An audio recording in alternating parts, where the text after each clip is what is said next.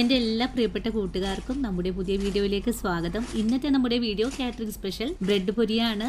ഈ ഒരു ബ്രെഡ് പൊരി ചായക്കടകളിലും ഹോട്ടലുകളിലും നിന്നൊക്കെ നമ്മൾ വാങ്ങി കഴിക്കാറുണ്ട്. കുട്ടികൾക്കും മുതിർന്നവർക്കും ഒരുപോലെ ഇഷ്ടമായ ഈ ഒരു ബ്രെഡ് പൊരി വളരെ ടേസ്റ്റോടുകൂടി തന്നെയാണ് നമ്മൾ തയ്യാറാക്കി എടുക്കുന്നത്. ഈ ഒരു ബ്രെഡ് പൊരിയുടെ മാവ് തയ്യാറാക്കുമ്പോൾ ഈ ഒരു കാര്യങ്ങളൊക്കെ ചേർത്ത് തയ്യാറാക്കുവാണെങ്കിൽ ഇതിനെ കഴിക്കാനായിട്ട് നല്ല ടേസ്റ്റാണ്. അത് നല്ല ഫ്ലഫി ആയിട്ട് തന്നെയാണ് നമ്മൾ തയ്യാറാക്കി എടുക്കുന്നതും. ഇന്നത്തെ നമ്മുടെ വീഡിയോയും എൻ്റെ കൂട്ടുകാർക്ക് വളരെ തന്നെ യൂസ്ഫുൾ ആണ്. എണ്ണപ്പലഹാരങ്ങളൊക്കെ രാവിലെയും വൈകിട്ടും പൊരിച്ച് കടകളിലൊക്കെ സപ്ലൈ ചെയ്യുന്ന എൻ്റെ കൂട്ടുകാർക്ക് ഈ ഒരു രീതിയിൽ തയ്യാറാക്കി കൊടുക്കുകയാണെങ്കിൽ നിങ്ങളുടെ കച്ചവടമൊക്കെ നല്ല രീതിയിൽ മെച്ചപ്പെടുന്നതുമാണ്. അതുപോലെ ഈ ഒരു പലഹാരം തയ്യാറാക്കി എടുക്കാനായിട്ട് നമുക്ക് അധികം സമയമൊന്നും തന്നെ വേണ്ട. വളരെ എളുപ്പത്തിലാണ് നമുക്ക് പൊരിച്ചെടുക്കാനും സാധിക്കുന്നത്. നല്ലൊരു പാചകം പഠിക്കുന്നതിനായിട്ട് നമ്മുടെ വീഡിയോസ് സ്കിപ്പ് ചെയ്യാതെ വേണേ കൂട്ടുകാരെ കണ്ട് സപ്പോർട്ട് ചെയ്യാനായിട്ട്.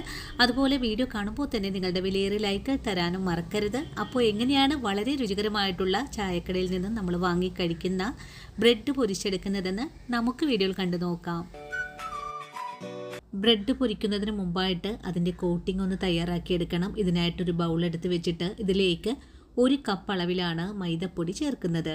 മൈദപ്പൊടിയുടെ കൂടെ തന്നെ 1/2 കപ്പ് അളവിൽ വറുത്ത അരിപ്പൊടി കൂടെ ചേർക്കണം. പൊടി ചേർക്കുന്നത് നമ്മുടെ പലഹാരത്തിന് ക്രിസ്പിനെസ് കിട്ടുന്നതിനായിട്ടാണ്. ഇനി ഇതിലേക്ക് മധുരത്തിനായിട്ട് 1 ടേബിൾ സ്പൂൺ അളവിൽ പഞ്ചസാരയും ആവശ്യത്തിനുള്ള ഉപ്പും കൂടി ചേർക്കാം. ഇത്രയും ചേരുവകൾ എടുത്തു കഴിഞ്ഞാൽ പിന്നെ ഒരു നുള്ളു നല്ല ജീരകം ചേർക്കാം. നമ്മുടെ ബ്രെഡ് പൊരിക്ക് പ്രത്യേക ഒരു ടേസ്റ്റ് കിട്ടുന്നതിനായിട്ട് 1/4 ടീസ്പൂൺ അളവിൽ കാശ്മീരി മുളക് പൊടിയും ചേർക്കുന്നുണ്ട്. കാശ്മീരി മുളക് പൊടി ചേർത്ത് കഴിഞ്ഞാൽ പിന്നെ നമുക്ക് 1/4 ടീസ്പൂൺ അളവിലും കുറച്ചായിട്ട് മഞ്ഞൾപ്പൊടി ചേർക്കാം. ഇത്രയും പൊടികൾ ചേർത്ത് കഴിഞ്ഞാൽ പിന്നെ നമുക്കിതിനെ ഒന്ന് കുഴച്ചെടുക്കാം. ആദ്യം 1 കപ്പ് വെള്ളം ഒഴിച്ചിട്ടാണ് മിക്സ് ചെയ്തെടുക്കുന്നത്. ആദ്യം 1 കപ്പ് വെള്ളം ഒഴിച്ചു കൊടുത്തപ്പോൾ നമ്മുടെ മാവ് നല്ല കട്ടിയായിട്ട് തന്നെയാണ് ഇരിക്കുന്നത്. ഇനി ഇതിലേക്ക് 1/2 കപ്പ് വെള്ളം കൂടെ ഒഴിച്ചു കൊടുക്കാം. വെള്ളം കൂടി ഒഴിച്ചു കഴിഞ്ഞാൽ വീണ്ടും നല്ലതുപോലെ കട്ടകളില്ലാതെ ഒന്ന് ഉടച്ചെടുക്കാം. നമ്മൾ എടുത്തിട്ടുള്ള 1/2 കപ്പ് പൊടിക്ക് കറക്റ്റായിട്ടുള്ളൊരു അളവാണ് നമ്മൾ ഇതിലേക്ക് ഒഴിച്ചു കൊടുത്തിട്ടുള്ള വെള്ളവും. ഇനിയിപ്പോൾ നല്ല പോലെ കട്ടകളെല്ലാം ഒന്ന് കുഴച്ചെടുത്തിട്ടുണ്ട്. അതിനുശേഷം നമുക്കിതിനെ ഒന്ന് റെസ്റ്റ് ചെയ്യാൻ മൂടി വെക്കണം. അതിനു മുമ്പായിട്ട് നമുക്കിതിലേക്ക് കുറച്ച് കാര്യങ്ങളും കൂടെ ചേർക്കേണ്ടതുണ്ട്.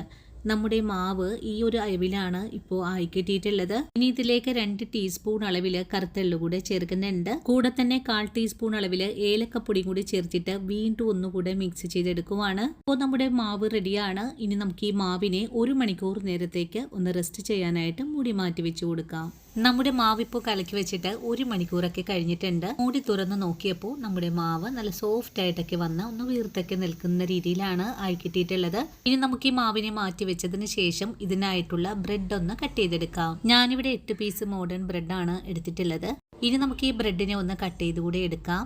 നിങ്ങൾക്കിപ്പോൾ ഈ ഒരു രീതിയിൽ തന്നെ പൊരിച്ചെടുക്കാനാണ് താല്പര്യമെങ്കിൽ അങ്ങനെ ചെയ്തെടുക്കാം. ഞാൻ ഓരോ ബ്രെഡും 2 പീസുകളായിട്ടാണ് കട്ട് ചെയ്തെടുക്കുന്നത്. ഈ ഒരു രീതിയിൽ തന്നെ നമുക്ക് എല്ലാ ബ്രെഡും ഒന്ന് കട്ട് ചെയ്ത് മാറ്റാം. അങ്ങനെ എല്ലാ ബ്രെഡും ഞാനിവിടെ കട്ട് ചെയ്തെടുത്തിട്ടുണ്ട്. ഇനി നമുക്ക് ഉടൻ തന്നെ ബ്രെഡ് ഒന്ന് പൊരിച്ചു തുടങ്ങാം. ഇനി ബ്രെഡ് പൊരിച്ചെടുക്കാനായിട്ട് ഒരു ചീനച്ചട്ടി അടുപ്പിലേക്ക് വെച്ചിട്ടുണ്ട്. ചട്ടി നല്ലതുപോലെ ചൂടായി കഴിയുമ്പോൾ നമുക്ക് പൊരിച്ചെടുക്കാൻ ആവശ്യമായ ഓയിൽ ഒഴിച്ചു കൊടുക്കാം. ഇനി നമ്മൾ തയ്യാറാക്കി വെച്ചിരിക്കുന്ന മാവിലേക്ക് ഓരോ പീസ് ബ്രെഡും മുക്കിയിട്ട് 2 വശവും നല്ല രീതിയിൽ തന്നെ മുക്കിയതിന് ശേഷം നമ്മൾ മുക്കിയെടുത്തിട്ടുള്ള എല്ലാ മാവും ഒന്ന് കുടഞ്ഞു മാറ്റിയിട്ട് നമുക്ക് പൊരിച്ചെടുക്കാൻ ഇട്ട് കൊടുക്കാം. എണ്ണയിലേക്ക് ബ്രെഡ് പൊരിക്കാൻ ഇട്ട് കഴിഞ്ഞാൽ 2 വശവും നല്ലതുപോലെ മറിച്ചും തിരിച്ചും ഒക്കെ ഇട്ട് കൊടുത്തിട്ട് വേണം നമുക്കിതിനെ ഒന്ന് മുരിച്ചെടുക്കാനായിട്ട്. ബ്രെഡ് പൊരിച്ചെടുക്കാനായിട്ട് നമുക്ക് അധികം സമയമൊന്നും തന്നെ വേണ്ട. വളരെ എളുപ്പത്തിലാണ് ഈ ഒരു ബ്രെഡ് പാകമായി കിട്ടുന്നത്. ഇപ്പോൾ നമ്മുടെ ബ്രെഡ് നല്ല പോലെ തന്നെ മുരിഞ്ഞു വന്നിട്ടുണ്ട്. നല്ല ക്രിസ്പി ആയിട്ട് തന്നെയാണ് നമുക്കിവിടെ മുരിച്ചെടുക്കാൻ സാധിച്ചിട്ടുള്ളത്. ഇനി നമുക്കിതിനെ ഒരു പ്ലേറ്റിലേക്ക് കൂടെ മാറ്റാം. അതിനുശേഷം അടുത്തത് നമുക്ക് ഇതുപോലെ തന്നെ പൊരിക്കാൻ ഇട്ട് കൊടുക്കാം. ഇപ്പോൾ ഞാൻ 2 ബ്രെഡ് വീതമാണ് എണ്ണയിലേക്ക് ഇട്ട് കൊടുത്തിട്ടുള്ളത്. ഈ ഒരു ബ്രെഡ് പൊരി വളരെ എളുപ്പത്തിലാണ് നമുക്ക് പാകമാക്കി എടുക്കാൻ സാധിക്കുന്നത്. അതുകൊണ്ട് തിരിച്ചും മറിച്ചൊക്കെ ഇട്ട് കൊടുത്തിട്ട് വേണം നമുക്കിതിനെ ഒന്ന് മൊരിയിച്ചെടുക്കാനായിട്ടും. നിങ്ങൾക്ക് ഈ വീഡിയോയിൽ കൂടെ കാണാലോ നമ്മുടെ ബ്രെഡ് പൊരി നല്ല ഫ്ലഫി ആയിട്ടാണ് വീർത്ത് നിൽക്കുന്നത്. ഏത് തരത്തിലും എണ്ണയിൽ പൊരിച്ചെടുക്കുന്ന പലഹാരങ്ങൾ നേരത്തെ തന്നെ മാവ് കലക്കി വെക്കുവാണെങ്കിൽ നമ്മൾ തയ്യാറാക്കുന്ന പലഹാരങ്ങളെല്ലാം തന്നെയും ഇതുപോലെ പൊങ്ങി ഫ്ലഫി ആയിട്ടാണ് നമുക്ക് കിട്ടുക. അങ്ങനെ വളരെ എളുപ്പത്തിൽ തന്നെ ഞാനിവിടെ എല്ലാ ബ്രെഡും പൊരിച്ചെടുക്കുവാണ്. ഇത്രയും എളുപ്പത്തിൽ തന്നെ തയ്യാറാക്കാൻ പറ്റിയ നല്ലൊരു പലഹാരമാണ് ബ്രെഡ് പൊരി. ഇനിയിപ്പോൾ നമ്മുടെ വീഡിയോസ് ഒക്കെ കണ്ടിട്ട് കാറ്ററിംഗ് വർക്കുകളൊക്കെ ചെയ്യുന്ന ആൾക്കാർക്ക് ഈ ഒരു രീതിയിൽ നിങ്ങൾ പൊരിച്ചു കൊടുക്കുവാണെങ്കിൽ നിങ്ങളുടെ കച്ചവടം നല്ല രീതിയിൽ തന്നെ പെർഫെക്റ്റ് ആയിട്ട് കിട്ടുന്നതാണ്.